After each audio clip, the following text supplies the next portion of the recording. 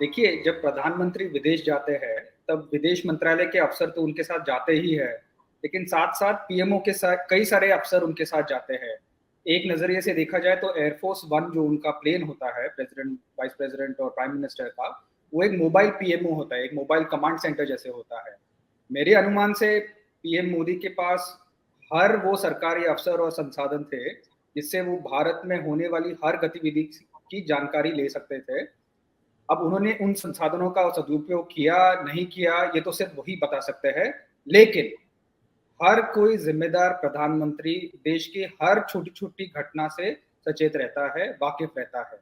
पहली बात तो ये है। मुख्य मुद्दा ये है कि उन्होंने जब वापस आए, उन्होंने प्रधानमंत्री जी ने जेपी नड्डा जी से क्यों पूछा कि देश में क्या चल रहा है? अब या तो जैसे कोई कह रहा था, या तो वो जेपी नड्डा जी से सिर्फ गपशप मार रहे थे, जिसको अंग्रेजी में स्मॉल टॉक कहते हैं। इसमें कोई मतलब समस्या नहीं है। लेकिन शायद प्रधानमंत्री नड्डा जी को इसलिए पूछ रहे थे क्योंकि नड्डा जी को सचमुच कुछ पता है। अब इससे एक बड़ा सवाल उठता है, क्या सरकारी अफ़सरों को मजबूर किया जा रहा है कि वो बीजेपी के अध्यक्ष को रिपोर्ट करें? और अगर हर नीति, योजना और सरकारी डेवलपमेंट्स की जानकारी दे रहे हैं, तो इससे दूसरा सवाल खड़ा होता है। अगर एक तो ये है कि ये हाई कमांड कल्चर का एक प्रश्न उठाता है कि इस सरकार का रिमोट कंट्रोल किसके पास है? या तो उन अरबपतियों के पास है जिनको नड्डा जी के ज़रिए भारतीय जनता पार्टी में चंदा देते हैं, या आरएसएस के पास है? ये एक प्रश्न है।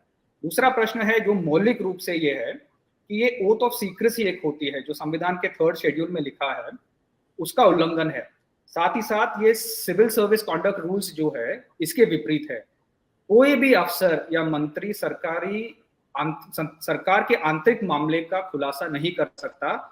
ये बेहद और बिल्कुल गैर कानूनी है। तीसरी बात, और ये भाजपा की नीयत और देश हित की चिंता और उनके देशभक्ति पे सवाल मैं खड़ा करना चाह रहा हूँ। अगर नड्डा जी चाहते और अगर वो उनको देश के लिए सचमुच चिंता थी, तो वो पहुँचते ही मणिपुर का ज़िक्र करते, जहाँ राष्ट्रपति शासन की डिमांड चल रही है, प्रेसिडेंट्स रूल की डिमांड चल रही है।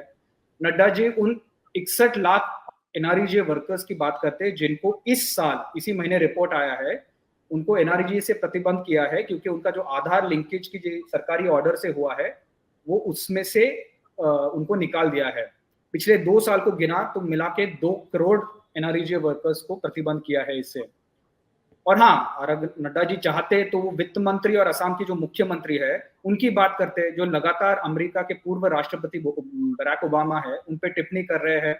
इससे यूएस और भारत के रिश्ते पर प्रभाव तो पड़ता ही है। आप खुद ही सोचिए, अगर कल को प्रधानमंत्री मतलब कल अगले चुनाव के बाद अमित शाह प्रधानमंत्री बन गए और कोई विदेशी नेता मोदी जी पे टिप्पणी देते, तो क्या अमित शाह को बुरा नहीं लगता? क्या उसका उस देश के साथ रिश्ता खराब नहीं होता? ये सब गंभीर बातें छोड़कर नड्डा जी ये कह रहे हैं कि भाजपा का प्रचार अच्छा चल रहा है, जैसे अश्विनी जी कह रहे थे कि बूथ कमेटी की बातें चल रही थी। तो मेरा एक मौलिक प्रश्न है, क्या प्रधानमंत्री और नड्डा जी को चुनाव के अलावा कुछ सूझता है या नहीं? इतनी गंभीर सिचुएशन है इस देश में। आपको पता है पिछले 9 सालों में इन्होंने साढ़े छह हजार करोड़ खर्च किया है अपने प्रचार पे। मुझे कहना नहीं चाहिए, लेकिन कभी-कभी तो यही लगता है कि ये प्रधानमंत्री नहीं, प्रधान प्रचारक है हमारे। सत्य हिंदी का ऐप डाउनलोड करें गूगल प्ले स्टोर पर।